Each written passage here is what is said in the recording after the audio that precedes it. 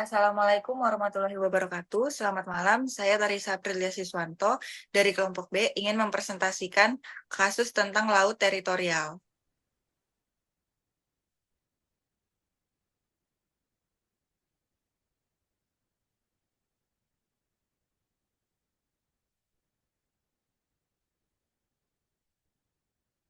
Judul kasus ini adalah kasus perbatasan Laut Indonesia dan Filipina.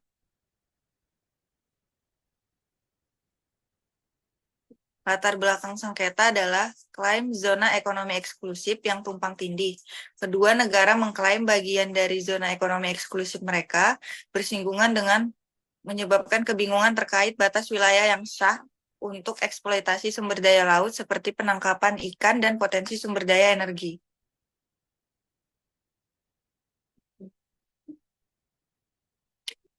Putusan dan penyelesaian. Setelah beberapa dekade melakukan negosiasi, Indonesia dan Filipina akhirnya mencapai kesepakatan mengenai perbatasan laut.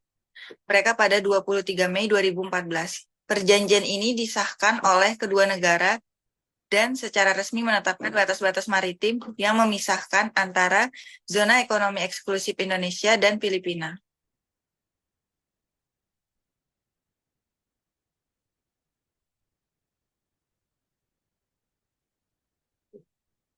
Isi dari perjanjian yaitu menetapkan garis maritim yang jelas di Laut Sulawesi dan Laut Filipina. Keuntungan dari perjanjian ini adalah stabilitas wilayah, penegakan hukum, dan eksploitasi sumber daya laut secara lebih baik. Next. Tantangan yang dihadapi sebelum penyelesaian. Penangkapan ikan yang ilegal sebelum perjanjian ini, insiden penangkapan yang sering terjadi karena nelayan dari kedua negara tidak jelas tentang batas perairan yang sah.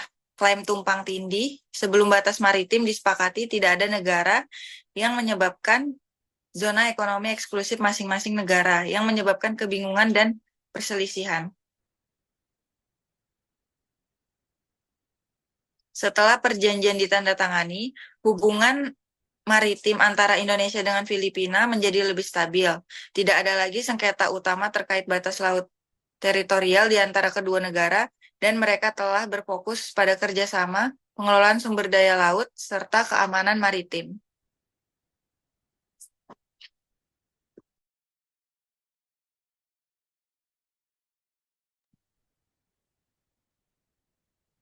Baik, saya Kaila Kezia Emanuela Tombeng dari kelompok B ingin membacakan kasus tentang zona tambahan. Kasus MT Pacific Rider. Latar belakang kasus ini adalah MT Pacific Rider adalah sebuah kapal tanker minyak berbendera Panama yang diduga melakukan aktivitas pencemaran laut di zona tambahan Indonesia pada tahun 2003 di perairan Selat Malaka.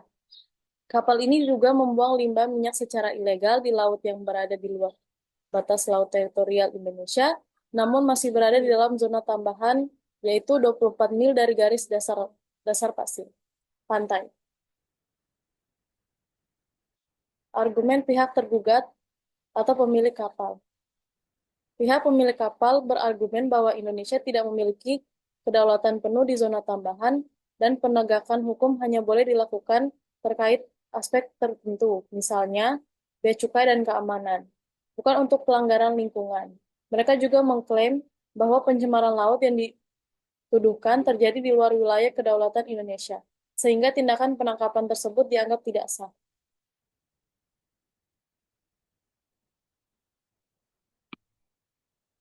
Argumen pihak penggugat atau pemerintah Indonesia. Pemerintah Indonesia berargumen bahwa pencemaran lingkungan yang dilakukan oleh PT Pacific Rider berdampak langsung terhadap wilayah perairan Indonesia dan melanggar hukum nasional tentang perlindungan lingkungan laut. Meskipun zona tambahan berada di luar wilayah laut teritorial, negara pantai tetap memiliki hak untuk melindungi kepentingan keamanan lingkungan dan kesehatan publik yang berhubungan dengan wilayah tersebut sesuai dengan ketentuan UNCLOS. Putusan pengadilan.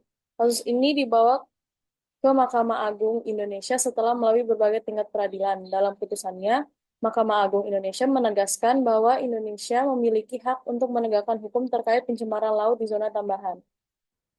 Yang kedua, hukuman dan saksi. Dalam kasus MT Pacific Rider, pihak yang dikenai hukuman ialah pemilik kapal dan kapten kapal, karena mereka dianggap bertanggung jawab atas pembuangan limbah minyak secara ilegal di zona tambahan Indonesia.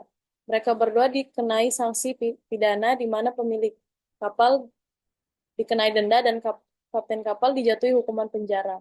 Tidak disebutkan berat hukuman dan banyaknya saksi secara rinci dalam dokumen publik. Dampak putusan. Kasus MT Pacific Rider menunjukkan bagaimana negara pantai seperti Indonesia dapat menegaskan hak-haknya di zona tambahan untuk melindungi lingkungan laut. Meskipun secara teknis wilayah tersebut bukan bagian dari laut teritorial.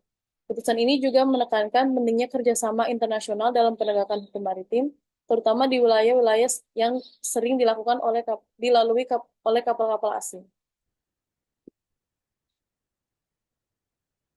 Kasus ini menjadi contoh bagaimana Indonesia dapat menggunakan instrumen hukum internasional seperti UNCLOS untuk melindungi kepentingan nasionalnya di perairan internasional yang berbatasannya langsung dengan wilayah kedaulatannya.